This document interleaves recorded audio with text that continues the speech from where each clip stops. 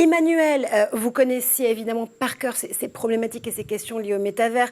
Ces jeunes, cette Gen Z, ces Born Social, vous les écoutez avec l'agence Even, là aussi, tous les jours, vous allez sonder leurs habitudes justement de consommation.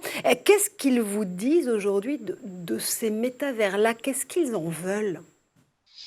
Alors, il faut pas, considérer que tous ces jeunes sont extrêmement attirés et vont tous, aller dans le métaverse de manière générale. On va dire qu'il y a 2 populations qui vont, qui vont pouvoir se distinguer, se segmenter. Certains qui vont être très attirés, d'autres qui vont être plus réfractaires ou Mhm. on va dire un peu plus, attentistes, par rapport au développement du métaverse. Donc déjà, il y a pas une attente, généralisée.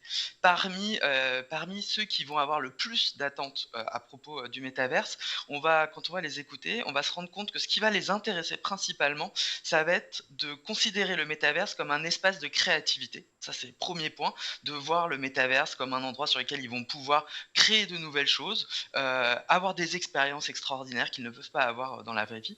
Et le deuxième point, c'est aussi la communication.